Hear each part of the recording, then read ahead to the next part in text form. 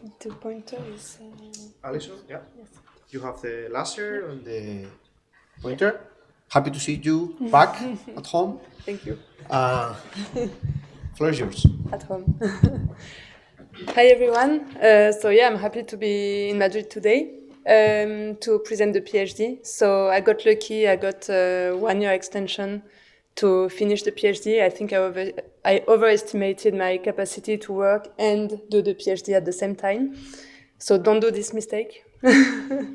And I will present you here an overview of the PhD. I will remind you of some context first. So current and future space observation missions, they need to perform a lot of large angle maneuvers, which we call slew maneuver. So which means large maneuvers. And this is because they need to maximize the operational availability of the spacecraft, which means the time spent observing deep space, and to maximize the effective area and the resolution, for example, by using big mirrors or multiple instruments inside the spacecraft. To fulfill this need, the industry relies on very specific types of spacecraft, which are multi-body, multi-actuator spacecraft. So you have a few examples below. I'm sure you all know about James Webb Space Telescope. So it's such of a spacecraft that has different instruments on board and a common mirror to focus the light of the space to the different instruments. This mirror can move thanks to a pointing mechanism. So it can be a hexapod, it can be a sliding mechanism, it can be every type of mechanism, translational, rotational. Usually they are highly accurate because we're talking about 1 arcsecond requirement here, or less. And this pointing mechanism actuates the mirror towards the instrument we want to use to observe. And the thing is that with this spacecraft, we can have rigid and flexible characteristics. We have solar panels that are flexible, and this mechanism might be also flexible, which leads to flexible mode interaction, and they can be excited during maneuvers when you use when you actuate the spacecraft or when you actuate this mechanism, you can excite the flexible modes. So, all of this, I will explain it here. So the objective then is really to have a high availability under the mission constraints and to satisfy these pointing requirements. But with the use of this kind of spacecraft, the fact of moving the mirror and moving the spacecraft makes that we cannot model the spacecraft as a single body anymore. And usually it's the way it's done. You model everything as a single body. It's an inertia. And then it's you can derive a control design for this. With this kind of spacecraft, it represents a challenge to the guidance and to the control system. So this is why there were 2 main objectives during the PhD. The first one being the guidance, so to be autonomous and time efficient, always with this availability in mind. Under the attitude constraints, I will explain later what it can be, these attitude constraints, and with non-collocated sensors, which means we measure the attitude of the spacecraft on the mirror itself, which moves. So then we need to reconstruct the spacecraft attitude afterwards. So this is the guidance part, and the modeling objective. As I was saying, it cannot be modeled as a single body anymore. Then we need to understand how we can model it in this multi-body, multi-actuator framework, including the flexibility of the solar arrays and the mechanism, including the uncertainties, parametric uncertainties. And if we can do everything in a linear world, because it's then easier for the control design. So the first objective for this one, it was presented in a conference and published in ACTA. So we proposed an analytical and time-optimal solution to the guidance problem. it was implemented and verified in a mission simulator at Airbus. And we increased the availability of the spacecraft by 2%, so it might sound as not much, but in fact, it represents a reduction of more than 20% of the operational time. So it was a big improvement for the guidance. The concept quickly is that you have this constraint. So the main constraint is the sun. You don't want your instrument to look towards the sun because it's highly sensitive thermically. So that's why you can derive this permissible zone and avoidance zones. So here, if you, this is the benchmark that I use for the PhD based on the missions that I showed you at the beginning.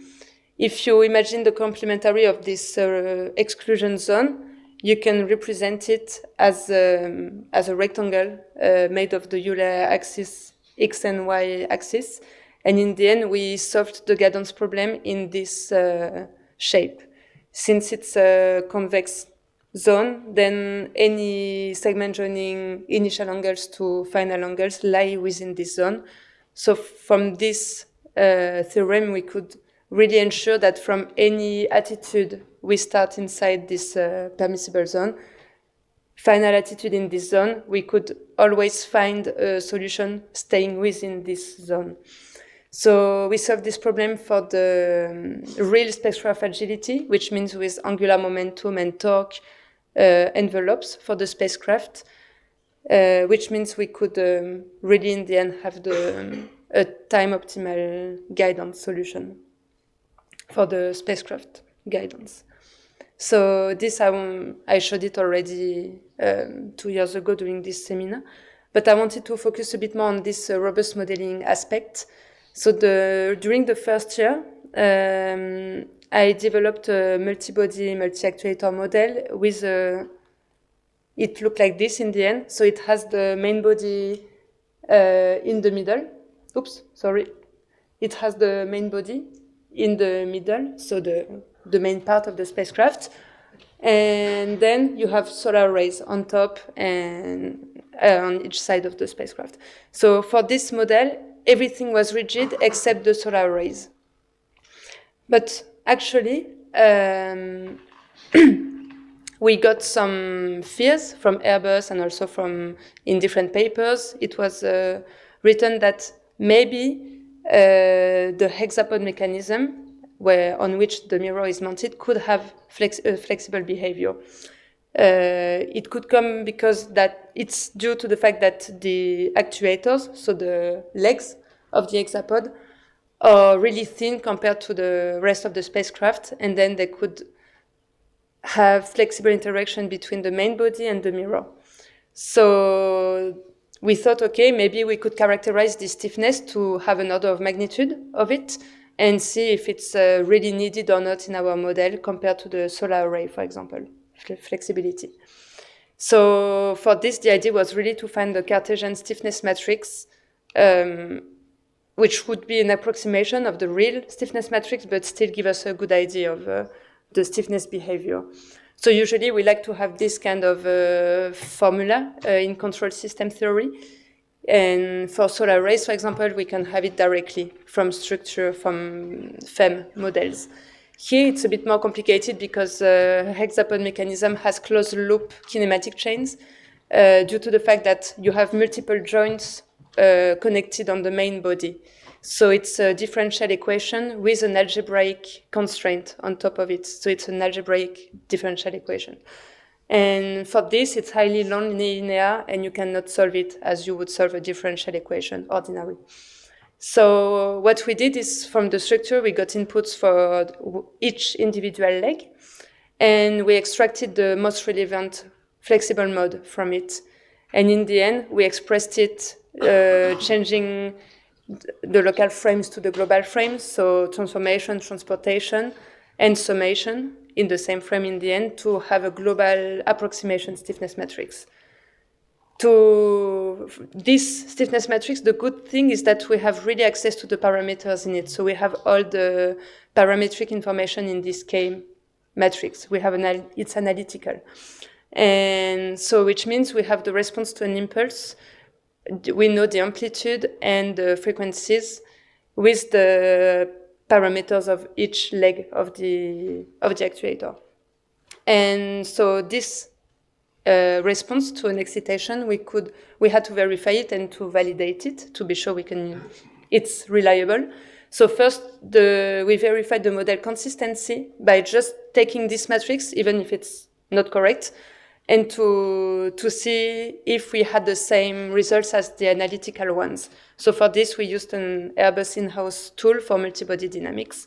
And yeah, it was working fine. We almost had no difference between the two models. But then we needed to check the physicality of this matrix. So for the validation of the model, I used SimScape multibody, where here it's, you remember, we extracted only the main mode, flexible mode, for each leg. And here in SimScape, you have not all the flexible modes, but up to 10 flexible modes for each leg. And for this also, we had quite good results. So which means we can trust this approximation as a first, to give us an order of magnitude of the stiffness of the hexapod. So now we have this K matrix, and we included in the model that I showed you first that was rigid. So you might recognize this part here, which we used to learn at university. You could tell me damping is missing. So first, we really wanted to assess the stiffness of the mechanism since we wanted to see the interaction of the flexible modes with the solar rays. Also for solar rays, usually for the damping coefficient, we just take an empirical coefficient. So I might take this one as a first approximation. It's the last slide, yeah, thank you. As a first approximation, if needed, and since it's more physical to have damping in a system. So yes, this is the model with the flexible hexapod mechanism. So this was presented in a conference, the rigid model in 2021, and this one it was presented last summer, July 2023, in a conference. And this is the blue part, and from this we did also a follow-up, which is it was in preparation. It's almost finalized to be adapted to a journal version. And so these are the main contributions this year. And then the focus now is the PhD manuscript and the defense preparation. Thank you.